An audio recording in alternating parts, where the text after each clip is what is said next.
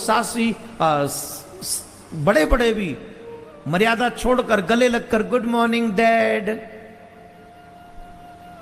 बहू है तेरी, आशीर्वाद दो, सर पे हाथ रख के। मैं ये नहीं कह रहा हूं कि कोई तुम्हारे मन में कोई गलत भावना होगी, पर हमारे यहां तो कहते हैं जवान बेटी को भी गले नहीं लगाना चाहिए, उसके सर पे हाथ रखकर आशीर्वाद देना चाहिए। जब तक बच्ची हो तब तक खूब लाड़ लड़ाए, स्नेह करे। हर उम्र अपने बेटे को भी कहां के लिए लगाते हैं हम, बेटी को तो बात छोड़ो, लगाते हैं बड़ा हो जाए बेटा, तो बेटा भी बड़ा हो जाए तो पाम छुए बाप के, गले लगने की कोशिश ना करे। हाँ, कभी कोई तीज कोई त्योहार आ जाए, कोई मतलब कुछ बड़ी चीजें हों तो फिर गले लग के बाप के आशीर्वाद मांगे, इट्स ओके, वो भी पिताजी अलाउ करें तब। बहू और बेटियों को हमेशा ससुर से और अपने पिता से एक उम्र हो जाने के बाद डिस्टेंस मेंटेन करना चाहिए।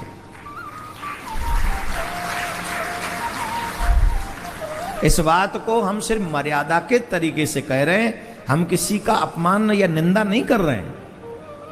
हर पिता चाहता है कि हमारे घर की मर्यादा बनी रहे, हर शख्स चाहता है हमारे घर की मर्यादा। और पतिव्रता जो विषय है,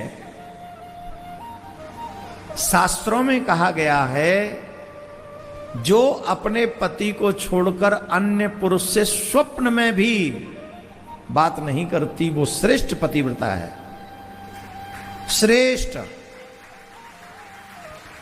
और जो अपने पति को छोड़कर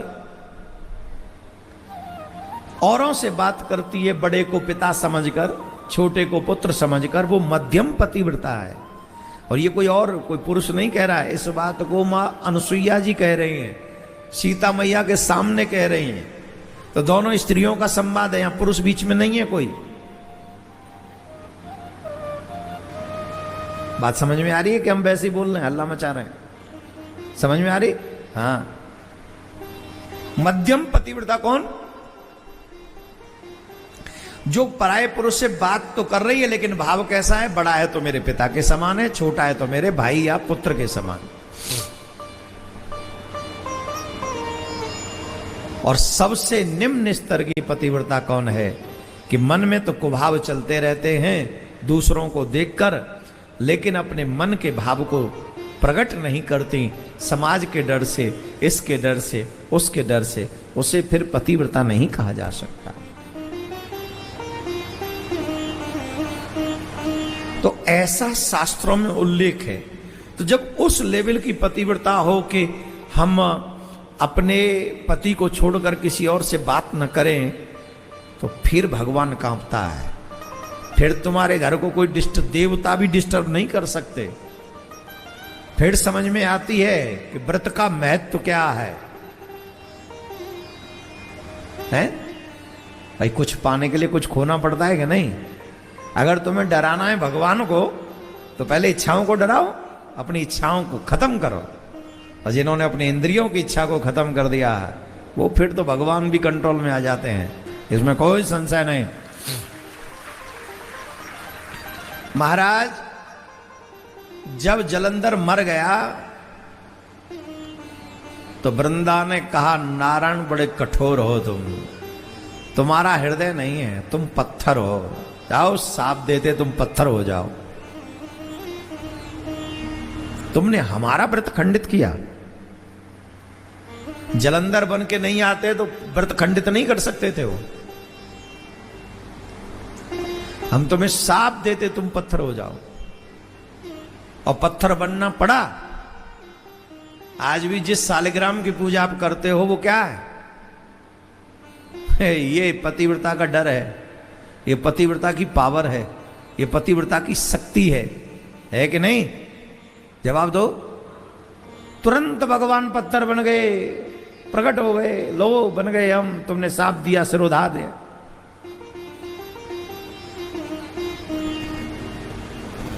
और आगे कहूं कितना ही काफी है। इसलिए अपने बच्चों को नियम में, संयम में रखना सिखाना चाहिए। इच्छाओं का कुछ नहीं है, आज है कल नहीं, सब लुट जाएंगी, सब बर्बाद हो जाएंगे। ये इच्छाएं तो मर जाओ, 70 साल के हो जाओ, 80 साल के हो जाओ, तब भी खत्म नहीं होने वाली। आकर्षण तो बना ही रहेगा। जितना तुम अग्नि में घी डालोगे उतना ही अग्नि प्रज्वलित होती रहेगी। जितनी तुम अपनी इच्छाओं को पूर्ण करोगे उतनी ही इंद्रियां विचलित हो जाएंगी, उतनी ही इंद्रियां और मांगेंगी। अरे और किसी की क्या बात करें, तुम भोजन कितनी बार करते हो दिन में? बताओ, भोजन कितनी बार करते हो दिन में? जोर से बोलो, जोर से। 3 बार। भाई सुबह नाश्ता, दोपहर में भोजन, रात में दाल बाटी। खाते हो कि नहीं? बोलो, 3 बार भोजन होता है कि नहीं? दुखियारी आत्मा बोलो, होता है। और कल जैसे ही रात को दाल बाटी खा के सोए, सुबह तो कुछ नहीं खाओगे। अब दिन में 3 बार लील के बैठे हो, 3 बार खा बैठे हो, भरे बैठे हो, फिर सुबह फिर तैयार हो।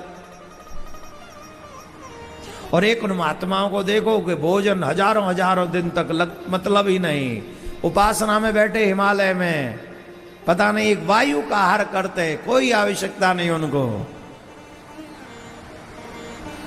क्यों? क्योंकि उन्होंने अपनी इंद्रियों को कंट्रोल में कर लिया है। हम बार बार दिन में 3-3 बार क्यों खा रहे हैं? क्योंकि हमारी इंद्रियां कंट्रोल में नहीं है। और जिनकी इंद्रियां थोड़ी बहुत कंट्रोल में होती हैं वो एकादशी का व्रत करते, मंगलवार का व्रत, जो भी व्रत करते। और कई लोग तो बड़े भुक्कड़ पड़े रहते हैं, वो कहते अरे महाराज हम सब कर सकते, व्रत नहीं कर सकते। ऐसे समझो जैसे इनको कुंभकर्ण रूपी पेट फट जाएगा अगर एक दिन व्रत रह गए तो। कौन कौन एकादशी का व्रत रखता है?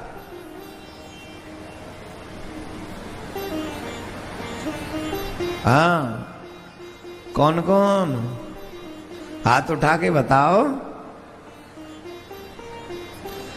शास्त्रों में कहा गया है 5-7 साल के बाद, और जब तक शरीर परमिशन दे, लगभग अगर 90 साल तक भी शरीर परमिशन दे तो एकादशी व्रत करना चाहिए।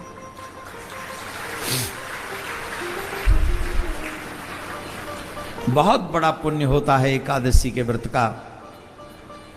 जितने भी बच्चे जिन्होंने आज हाथ नहीं उठाए, कई बच्चे हाथ लटका के ही रह गए, एकादशी का व्रत नहीं करते हैं।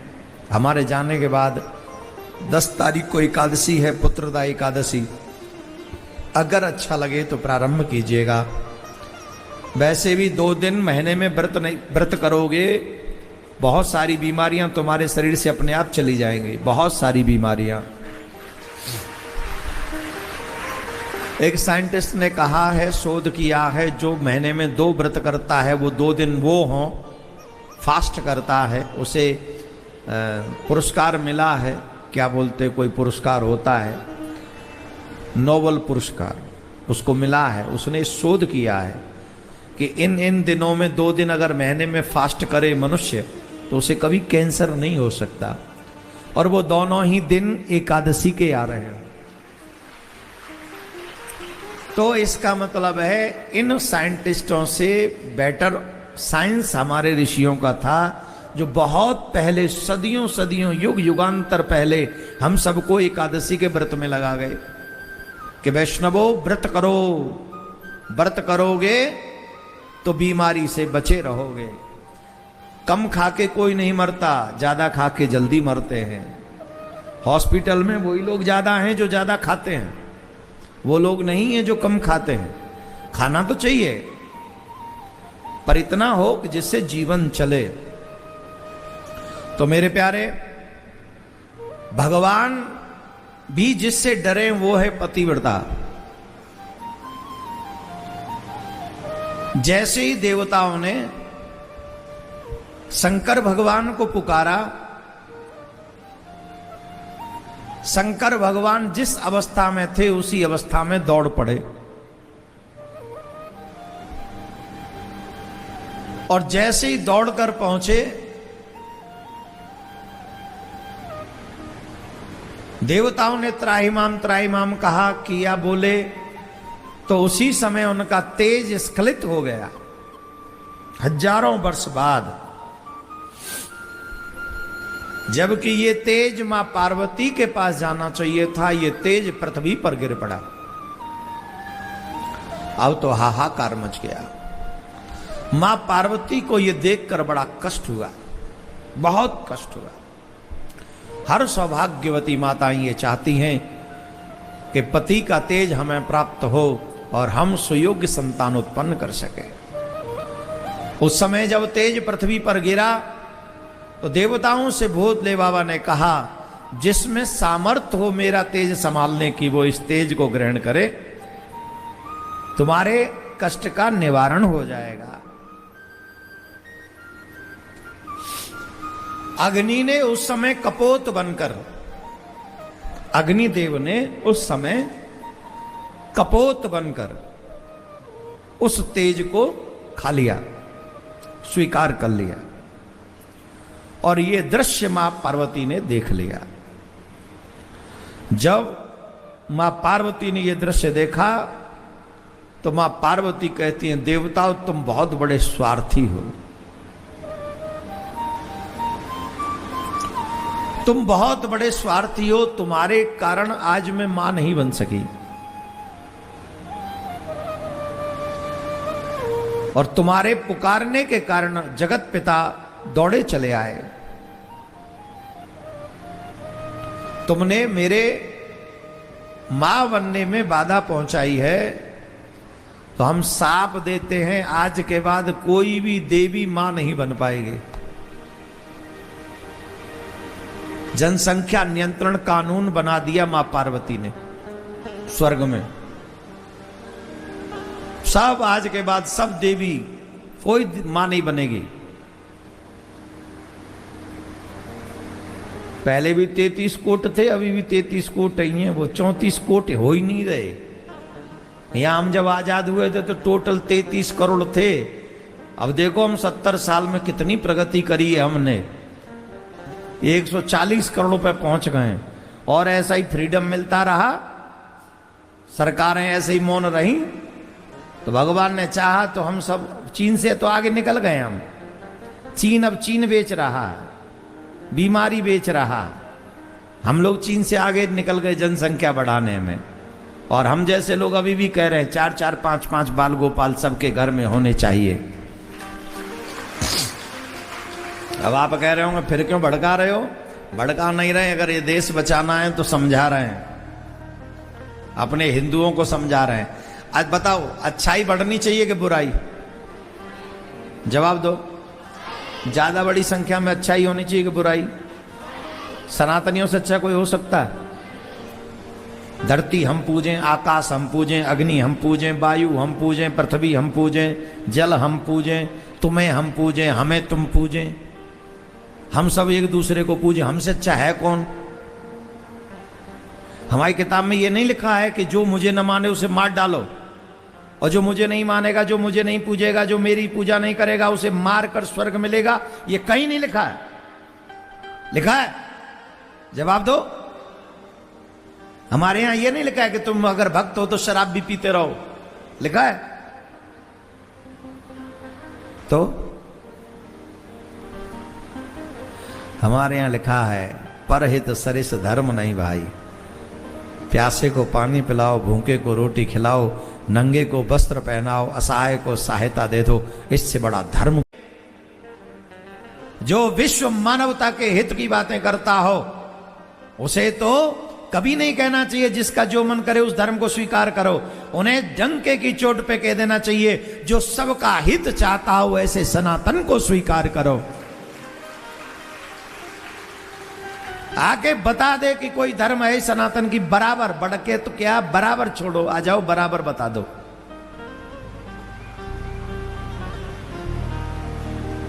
हर वो कार्य जो मनुष्य के लिए उचित है वो मेरे धर्म में है, गीता में है, भागवत में है, रामायण में है, शिव पुराण में है, वेदों में है, शास्त्रों में है, उपनिषदों में है।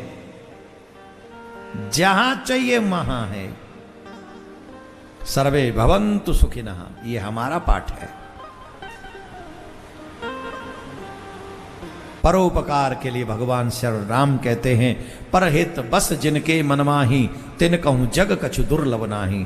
जिनके मन में पराया हित बसा है उनके लिए दुर्लभ कुछ नहीं है। वहां ये नहीं है कि तुम हमें नहीं मानोगे तो तुम्हें मार देंगे, तुम मर जाओगे तो तुम हमें जन्नत मिल जाएगी, नहीं मिलेगी जन्नत। भगवान कहते जानबूझ के चींटी बीमारी तो तुम नरक में जाओगे। क्या हमारा धर्म यह है, चींटी भी जानबूझ के मत मारो। अब कोई ये ना समझ ले तो तुम चींटी मारोगे नहीं तो हमसे कैसे लड़ोगे ना। हमारे यहाँ यह भी कहा गया है, हंते को हनिए पाप दे उस मत गिनिए। जो तुम्हारी माँ बहन पर उल्टी नजर रखे मार डालो, कोई पाप। जो गौ माता को मारे उसे मार डालो, कोई पाप नहीं। ये मेरे शास्त्र कहते हैं। इसका मतलब है, इसका मतलब क्या है, जियो और ये शास्त्र है हमारा। तुम हमें नहीं मानते, इट्स ओके। तुम हमारे भगवान को नहीं मानते, इट्स ओके। तुम अपने घर, हम अपने घर। लेकिन तुम हमारे मंदिर तोड़ो, तुम्हारी गौ काटो, तुम्हारी बहन बेटी के कपड़े फाड़ो और उसके बाद हमसे आशा करो भाईचारे की। और इसके बाद जो भाईचारा निभाते वो भाई नहीं है, वो कायर है। उसके बाद भी जो भाईचारे की बात करते हैं वो कायर हैं, बुज़दिल हैं, डरपोक हैं। अरे मरने से क्यों डरते यार, एक दिन तो मरना ही है, अमर नहीं रहोगे यहां। और जितने जी लियो कम नहीं हो। आगे और ऐसी ऐसी बीमारी आ रही है, क्या करोगे, रोज डर डर के मरोगे। दरवाजा बंद कर लो और मास्क लगा लो, और महाराज गाड़ी में किसी और ने छू दूर हर दिन ऐसे मरो, उससे क्या लाभ। एक बार जरा जम के थोड़ा सा हो जाओ तैयार साथियों, तैयार हो गए, जमो। हाँ, धर्मो रक्षति, अपने धर्म की रक्षा करो। तो ये बहुत सुंदर उपदेश। तो परिवार नियोजन कर दिया मां पार्वती ने, साफ दे दिया आज के बाद कोई देवताओं की पत्नी मां नहीं बनेगी, ये साफ दे दिया। और अग्निदेव को भी साफ दिया, अरे दुष्ट हैं, भगवान के तेज को भक्षण कर गया तू, साफ दे दिया तू सर्वभक्षी हो जा। अब देख लो, अग्नि में कुछ भी डाल दो वो सर्वभक्षी है कि नहीं। कपड़ा डाल दो तो, कचरा डाल दो तो, खुद को डाल दो तो, किसी और को डाल दो तो, जिसको डाल दोगे अग्निदेव सबको पा जाएंगे। और मां पार्वती गुस्से में भीतर चली गई। और जब पत्नी को गुस्सा आ रहा हो तो पति का दायित्व है कि वो भी पत्नी के पीछे पीछे चला जाए। जहां पत्नी जाए वहां पति भी पीछे पीछे चला जाए, जाना चाहिए। थोड़ा मीठे मीठे वचन बोल के शांत करना चाहिए। बताओ किस किस का पति ऐसा है जो जब तुमको गुस्सा आता है तो वो कहते हैं अच्छा है, रिलैक्स, थोड़ा शांत रहो, थोड़ा बताओ कहाँ चलोगी घूमने आज शाम को, बताओ ले चलते हैं। ऐसा नहीं कीजिए। अरे भाई घर भी चलाना सीखो।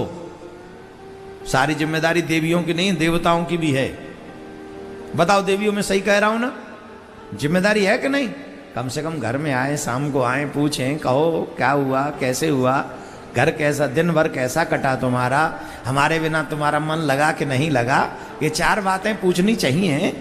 और इन 4 बातों को पूछने से देवी बड़ी प्रसन्न होती हैं। अरे जब घर में जाया करो कुछ ना ले जाया करो मेरे भैया, एक गुलाब का फूल ले जाया करो। रास्ते में फूल वाला मिला था, हमें आपकी याद आ गई, लो हम आपके लिए लाए हैं, ये स्वीकार करो, खुश रहो, हमारी तरफ से है। पतियों को तो ऐसे लग रहा है जैसे सांप सूख गया हो, और देवियां इतनी खुश हुई हैं जैसे दुनिया भर की खुशियां इनके ऊपर बरसा दी गई हो। अच्छा बताओ, एक फूल कितने का, कमल का, गुलाब का, गुलाब का चाहिए, कमल का, गुलाब का ना, कमल का भारी है थोड़ा। वैसे लक्ष्मी मैया को कमल का पुष्प बहुत प्रिय है। कमल पुष्प नारायण को भी प्रिय है, कमल पुष्प शंकर भगवान को भी प्रिय है। अब तुम्हारी प्रिया को प्रिय है कि नहीं हमें नहीं पता। अब तुम्हारी प्रिया जौन सा फूल पसंद करती हो, एक पुष्प कमल का भी लाओगे तो 5-10 रुपए का, कितने का आता होगा, 5-10 का। गुलाब का भी वही 5-10 रुपए। एक बढ़िया सी डंडी, लंबी सी डंडी, और उसमें थोड़ा सा इत्र डाल लाओ, कहीं से न डाले तो ऐसे ही लिया, और झट जाके जब जाओगे, जाके दोगे, तुम्हारी पत्नी इतनी खुश हो जाएगी, 7 जन्म के लिए मांगेगी, 7 जन्म के लिए। भगवान यही पति मुझे 7 जन्मों तक मिले। हाय हाय, देखो कमल का फूल लाता है, गुलाब का लाता है। कई देवियां तो कह रही हैं 7 जन्म, और कई पति तो ये कह रहे हैं इसीलिए तो लाते नहीं हैं कि कहीं 7-7 जन्म के लिए न मांग ले हमको। राधे राधे बोलना पड़ेगा। तो शंकर भगवान देखो गृहस्थ कैसे सीखना चलाना है। शंकर भगवान जैसे ही देवी जी को क्रोध आया, देवी जी भीतर गई गुफा में, वैसे ही शंकर भगवान भी पीछे पीछे गए। अब यहां देवता, वो जो अग्निदेव ने जो तेज ग्रहण कर लिया था, उस तेज के कारण अग्निदेव गर्भवती हो गए। और वो गर्भ अकेले अग्नि के ही गर्भ में नहीं था, वो गर्भ सभी देवताओं के गर्भ में आ गया।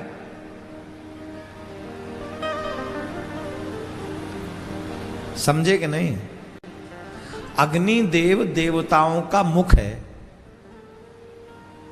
जब माताएं सुबह भोजन बनाती हैं और पहला ग्रास जब अग्निदेव को देती हैं, जिस जिस देवता के नाम का ग्रास आप देती हो, अग्निदेव लेते स्वयं स्वीकार करते हैं और दे उन देवताओं को देते हैं, तो देवता तृप्त हो जाते हैं। आप और हम जब हवन करते हैं तो हवन में जो हम आहुति देते हैं वो अग्नि को देते हैं, और आहुति अग्नि को देते हैं, और अग्निदेव को आहुति देते देवताओं के नाम से, चंद्र के नाम से, सूर्य के नाम से, तारामंडल के, पृथ्वी के नाम से, शंकर भगवान के नाम से, ब्रह्मा जी के नाम से, नवग्रहों के नाम से, पितरों के नाम से, गुरुदेव के नाम से, अपने इष्ट के नाम से हम लोग देते हैं कि नहीं देते हैं? और वो दे किसको रहे? अग्निदेव को। और नाम किसका ले रहे? देवताओं का। तो क्यों ले रहे हैं? क्योंकि ये जो अग्निदेव है ये सभी देवताओं का मुख है। 2 ही मुख हैं, एक अग्निदेव और एक ब्राह्मण देव। ब्राह्मण देव जब भोजन करते हैं तब सभी देवताओं को मिल जाता है, और जब अग्निदेव को हम आहुति देते हैं तब सभी देवताओं को मिल जाता है। अग्नि में स्वाहा और ब्राह्मण के मुख से निकले आहा, तो समझो पितृ हो गए प्रसन्न, घर वाले हो गए प्रसन्न, देवता हो गए प्रसन्न। और कई लोगों से तो बेचारों से हाथ भी नहीं हिले, बोले ले। आज के युग में सबसे खतरनाक काम है ब्राह्मण होना। पूरी दुनिया के लिए भजन भी करो, शांति की प्रार्थना भी करो, फिर ऊपर सुबह सुबह उठ के गायत्री करो, और उसके बाद इन सब के लिए प्रार्थना करो सर्वे भवन्तु सुखिना, ऊपर से कईयों की गाली भी खाओ। सबसे ज्यादा वर्तमान युग में किसी को गाली पड़ती है तो ब्राह्मण देवता को पड़ती है। क्यों पड़ती हैं? बोले ये दक्षिणा लेते हैं।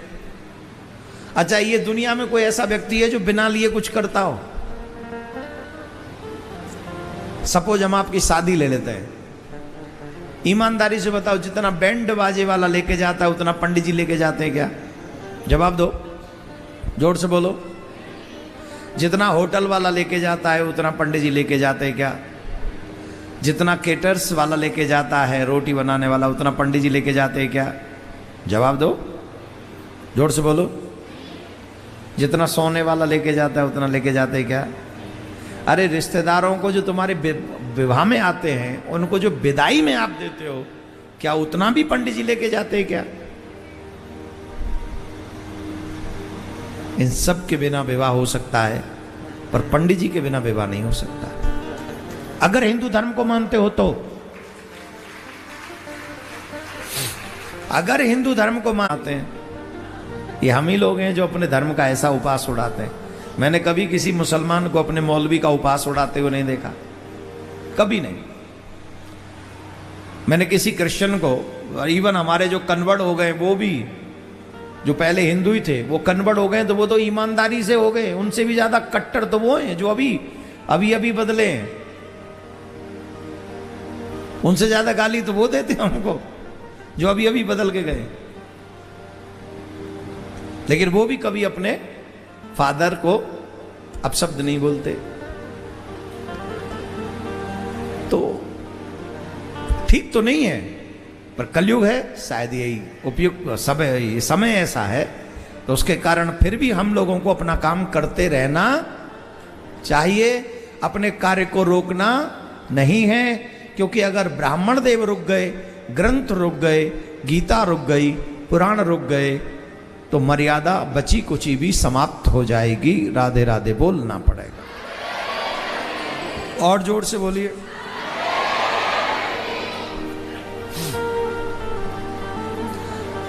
सभी देवता गर्ववान हो गए, गर्भवती हो गए, सब देवता जितने पुरुष थे सब। अब शंकर भगवान का तेज संभालने का सामर्थ्य किसी में नहीं, किसी में भी नहीं। अब फिर चिल्लाए, फिर चिल्लाए, फिर चिल्लाए, रोए, भगवान बचाओ, भगवान बचाओ, भगवान बचाओ। तब शंकर भगवान आए, बोलो अब क्या हुआ? बोले महाराज आपका तेज हमसे नहीं सहा जा रहा है, कृपा करो नाथ, प्राण निकल जाएंगे, अब बचा लो हमको। कैसे बचेंगे?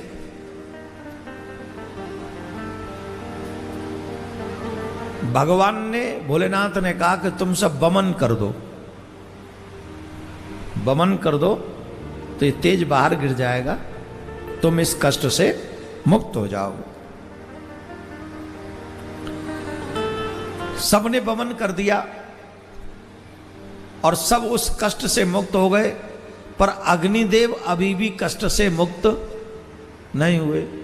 बोले प्रभु मेरा कष्ट नहीं जा रहा है। बोले बेटा तेरा तो जाएगा भी नहीं, खाया तो तूने ही है, प्रभु कुछ तो कृपा करो। बोले अब तुम अपने आप देखो, जब तक ये गर्भ तुम्हारे अंदर रहेगा, जब तक कि कोई सुयोग्य से धारण करने वाली देवी तुम्हें मिल न जाए। बोले ठीक है। इसलिए नारद जी ने जब अग्नि परेशान हो रहे थे तो अग्निदेव को सलाह दी कि माघ मास में कुंभ के समय बड़ी बड़ी तपस्विनी और तपस्वी लोग आते हैं। अभी माघ का महीना प्रारंभ होने जा रहा है, और अब वो माघ का पूरा कुंभ भी एकत्रित हो वहां पर, बड़ा सुंदर। मोस्टली बहुत ग्रंथों में इस पवित्र महीने का और इस प्रयागराज के उस उत्सव का वर्णन है।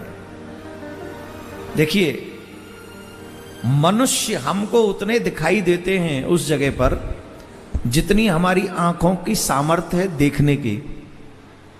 पर आपको बताएं, जब जब कुंभ जुड़ता है, जब जब कुंभ होता है, तब तब बड़े बड़े ऋषि मुनि जो तपस्वी है,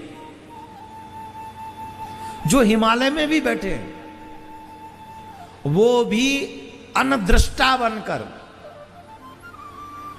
जिन्हें इन नेत्रों से देखा नहीं जा सकता, उस रूप में वो गंगा जी में स्नान करने, संगम में स्नान करने के लिए आते हैं।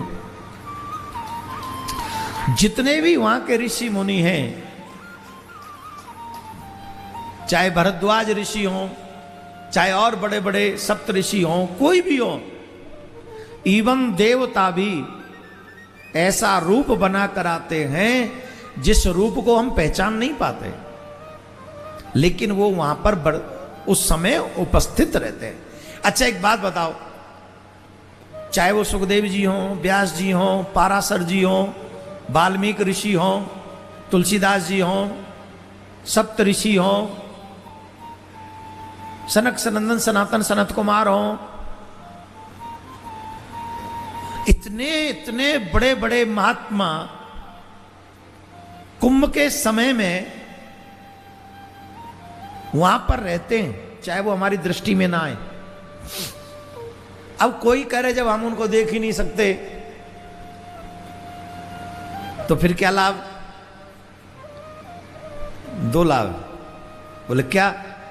मान लो कि हमने उनको नहीं देखा पर उन्होंने हमको देख लिया तो? और धीरे बजा, और धीरे। हाँ।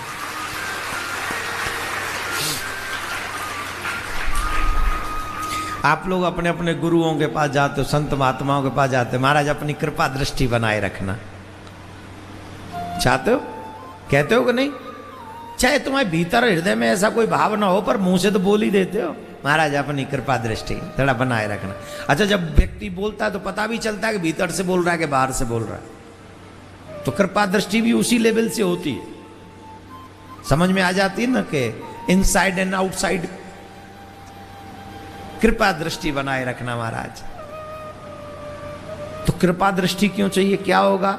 बोले गुरुदेव की, संतों की, महात्माओं की, भजनानंदियों की, भगवान की कृपा दृष्टि ही ब्रह्मास्त्र है। उनकी कृपामयी दृष्टि से ही निश्चित हो जाएगा कल्याण तुम्हारा। तो हो सकता है कुंभ में आए हुए उन ऋषि मुनियों की दर्शन, उनके दर्शन हम न कर सके, हम में देखने का सामर्थ्य नहीं है, लेकिन वो हमें देख लेंगे तो क्या कल्याण नहीं हो जाएगा? जवाब दो। उनमें तो सब कुछ देखने का सामर्थ्य है ना, तो अगर उन्होंने हमको देख लिया तो भी कल्याण हो गया। और चलो मानो न हम उन्हें देख पाए न वो हमें देख पाए, पर हैं तो प्रयाग में ही। बोले हाँ, तो वो प्रयाग में है तो संगम में स्नान भी करते होंगे? बोले हाँ करते होंगे। तो जब वो स्नान, वो जिस जल में स्नान करके गए उसी जल में हम स्नान करेंगे, उनके अंग का स्पर्श करके जो वायु बहेगी, क्या वो वायु हमारा स्पर्श नहीं करेगी? हमें छोड़ के चली जाएगी? वो जल हमें त्याग देगा? अरे भैया, ऐसे दिव्य पुरुषों के, संतों के, महात्माओं के तो स्पर्श तन से वायु भी बह के हमारे तन का स्पर्श कर लेगी तो हमारा उद्धार तत्क्षण उसी समय हो जाए। इसलिए प्रयास करके हर मनुष्य को सनातन कुंभ में स्नान करने जाना चाहिए। अरे हम लोगों का तो सौभाग्य है, हर किसी के पास तो भाग्य है नहीं ऐसा। हर सनातनी तो बेचारे जो विदेशों में बसे वो कहाँ आ पाते हैं, और तुम देश में भी रह के कहने बड़ा मुश्किल होता है, बड़ा दूर है। दूर नहीं, तू पापों के हाथों मजबूर है, इसलिए तू नहीं जा सकता। राधे राधे बोलना पड़ेगा। तो बात समझ में आ गई। नारद जी ने कहा कि तुम कुंभ में चले जाओ, और वहां जो पतिव्रता स्त्री प्रयाग में स्नान करने के लिए आए, तो तुम इस तेज को उनके गर्भ में धारण करा दो। अग्निदेव ने ये बात मान ली, क्योंकि उस समय ठंड बहुत होती है ना, तो मोस्टली आप जाएंगे तो आपको दिखेंगे सुबह सुबह। हालांकि तुम्हें तो कम ही दिखाई पड़ेगा, तुम्हें दिखाई कम पड़ेगा। अब सोच रहे होंगे क्योंकि हम अंधे अंधे नहीं हो, तुम जाओगे ही बाहर 9-10 बजे निकल के, इसलिए तुम्हें कम दिखाई पड़ेगा। नहीं तो भोर में वहां सुबह सुबह लोग अग्नि ताप रहे होते हैं। जैसे स्नान करके आए, संगम स्नान करके आए, तो लोग अग्नि ताप लगा के फिर हाथ सेकते, तो उससे थोड़ा ठंड से बचत होती है। पूरे कुंभ में आपको दिखने को मिलता है। तो उस समय माघ मास में प्रातः काल वहां आकर वो प्रज्वलित हो गए। उस समय सप्तऋषियों की पत्नियां वहां स्नान करने के लिए आईं। वे शीत से आर्त होकर अग्नि के ज्वाला के समीप जाकर तापने लगी। उसी समय अग्नि ने उनके रोमकूपों के माध्यम से अपने तेज को उनके अंग में स्थापित कर दिया।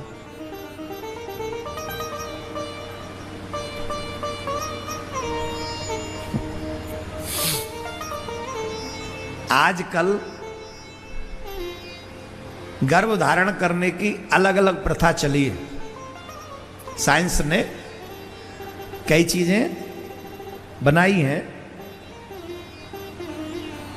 पुरुष की भी आवश्यकता नहीं होती है, कई बार माँ की भी आवश्यकता नहीं होती, दूसरी कोई माँ बना देते हैं। ऐसी कई चीज चल रही है, लेकिन साइंस अभी तक वहां नहीं पहुंचा जहां ये शिव पुराण पहुंचा हुआ है। अग्निदेव ने रोम छिद्रों से गर्भ धारण करा दिया। ये जो रोम के छिद्र हैं, ये ऊपर अंग में। क्या हम नहीं कह रहे हैं, शिव पुराण कह रहा है। और उस तेज को रोम छिद्रों के माध्यम से उन पतिव्रता स्त्रियों के गर्भ तक पहुंचा दिया। और उन्हें यह बात समझ में आ गई, उन सप्त ऋषियों की एक पत्नी ऐसी थी जिन्होंने कहा यह ठीक नहीं है, हमें ये अग्नि उचित नहीं लग रहे। तो वो चली गई थी, 6 चली गई थी इन्हीं के पास। अरे अग्नि सेक लेंगे, तो 6 की 6 गर्भवती हुई और अग्निदेव चले गए। तो ऋषियों को इतने में ही पता चल गया कि तुम्हारा सतीत्व नष्ट हो चुका है, इसलिए ऋषियों ने उनका त्याग कर दिया। राधे राधे बोलना पड़ेगा। और वो पत्नियां भी उस तेज को संभाल नहीं सकी, हिमालय पर जाकर तपस्या करने लगी और वहां भी वीर का त्याग कर दिया। और इस समय हिमालय भी शिव जी के उस तेज को संभाल नहीं सका, उसने भी त्याग दिया।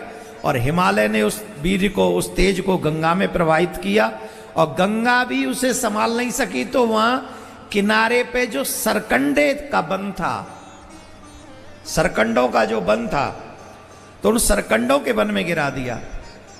वहीं उस तेज से परम तेजस्वी बालक उत्पन्न हुआ जिसके 6 मुख थे।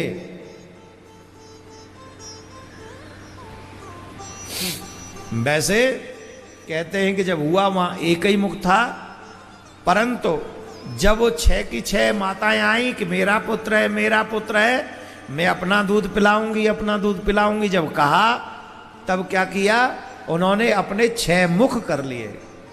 यही कुमार कार्तिकेय हैं। बोले कुमार कार्तिकेय भगवान की जय। ये देवताओं के सेनापति हैं। कौन है? जो कुमार कार्तिकेय का भजन करते हैं, माला करते हैं, उनके शत्रुओं का सुपड़ा साफ हो जाता है।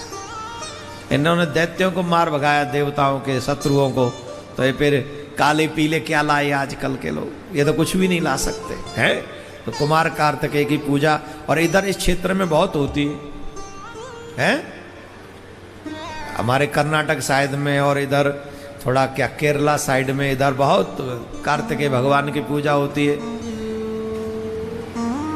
कार्तिकेय भगवान की और जोर से बोलो, और जोर से बोलो। तो उस समय वो बालक ने 6 माताओं के दूध पिए तो 6 मुख हो गए थे, इसलिए उनका नाम षडानन भी हुआ। कथा तो बड़ी है, लड़ाई भी पड़ी है। अब कहते हैं बालक के जन्म के बाद तुरंत कुछ कार्य होने चाहिए, कुछ संस्कार इत्यादि वहां होते हैं, पर वहां सरकंडों के वन में तो कोई था ही नहीं। तो उसी समय महर्षि विश्वामित्र जी आए और उस बालक ने उनको अपना पुरोहित बनाया और उसने उनसे निवेदन किया कि आप हमारा संस्कार कीजिए। तो उन्होंने कहा देखो भाई, हमें तो करो क्षमा, हम ये कार्य ब्राह्मण का है, तुम किसी ब्राह्मण से करवा लो। उन्होंने कहा नहीं, आप ही करो। तो अपने पुरोहित को चुनने का काम स्वयं इन्होंने किया। और उस समय विश्वामित्र जी ने उनका नामकरण संस्कार करके उस बालक का नाम कार्तिकेय रखा।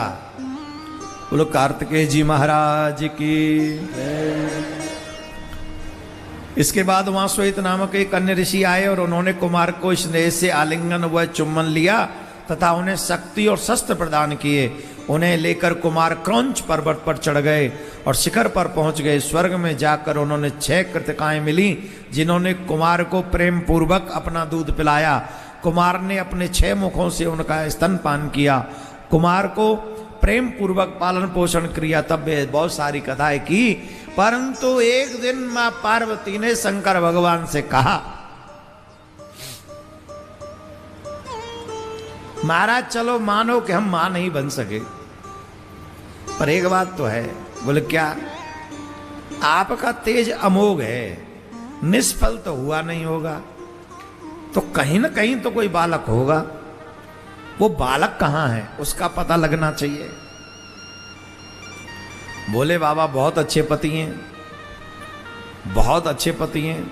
जैसे ही पत्नी का दर्द समझा, हर पति को चाहिए अपनी पत्नी का दर्द समझे, भाई कौन सा दर्द है। अब देखो, जो दर्द हो वो दर्द समझा जा सकता है, और जो दर्द न हो फिर भी दर्द बन रहा हो तो उसे कैसे समझे पति। जो देवियां या बैठी हैं हम उनसे नहीं कह रहे हैं, आप लोग तो बहुत अच्छी हो, आपको तो कोई दर्द ही नहीं है। भगवान करे आपको कोई दर्द हो ही ना, आपके सारे दर्द बेदर्द हो जाए। वैसे किस किस को दर्द है बताना।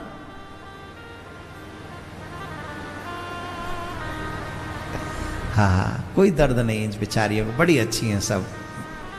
एक ही दर्द है कि पति ये मिल गया, बाकी के सब दर्द सही है महाराज। क्या बोलना पड़ेगा जोर से? पति हो तो भोलेनाथ जैसा, देवी जी के हर दर्द को समझते हैं। बाबा ने कहा चिंता मत करो, हम पता लगाते हैं। अग्निदेव को बुलाए, इधर आ, तेज कहां है सही सही बता, नहीं तो तुझे, तू जानता है मैं भगवान हूं। अग्निदेव ने कहा देखो प्रभु डर पाओ तो हत मत, पहले ही बड़ा कष्ट उठा चुके हम, और मत डराओ। हमसे आपका तेज बर्दाश्त नहीं हुआ तो हमने, सबसे पहले भगवान ने पृथ्वी से पूछा, हमारा तेज तुम पे ही गिरा था, कहाँ है? तो उसने कहा महाराज मैं नहीं संभाल सकती थी, अग्नि खा गया। अग्नि से पूछा, बोले हमने वहां छोड़ दिया। उनसे पूछा, उन्होंने कहा हम हिमालय पे छोड़ आई। हिमालय कांपने लगा, ना महाराज हम पे भी नहीं संभला, हमने गंगा में छोड़ दिया। गंगा से पूछा, देवी गंगे तेज कहाँ है? बोले सरकंडों के वन में छोड़ दिया हमने। अरे सब, तो सरकंडों से पूछा उस वन से, भाई कहाँ है? बोले एक बालक है, उससे लेके गई हैं वो जो देवियां हैं, वहां ले गई हैं 6 कृतकाएं, वो ले गई हैं, वो पिला रही। तो फिर वहां कृतकाओं के पास में अपने दूत भेजे, और तब कृतकाएं रुदन करने लगी कि कैसे तुम्हें भेजे। परंतु देवताओं का कार्य करने के लिए कुमार कार्तिकेय अपने माता पिता से मिलने के लिए कैलाश पर्वत की ओर चल पड़े, कैलाश पर्वत की ओर निकल पड़े।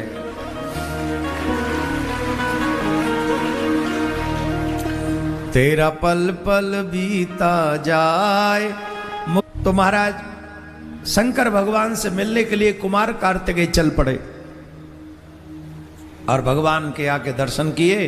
और माता जी ने जैसे ही कुमार कार्तिकेय को देखा, माता जी के हृदय की ममता प्रफुल्लित हो उठी, अपने बालक को अपनी गोद में बिठा लेकर लाड लड़ाने लगी। देखो जितना प्रेम, जितना स्नेह, जितनी ममता तुम्हें मां दे सकती है कोई और नहीं दे सकता। भगवान भी मां की गोद में आकर प्रसन्न हो जाते हैं, आनंदित हो जाते हैं। ऐसी मां का हृदय कभी किसी बच्चे को दुखाना नहीं चाहिए। शंकर भगवान के एक परम भक्त हुए नैनार, बहुत अच्छे भक्त हैं। उनकी कथा हम जब जब कहते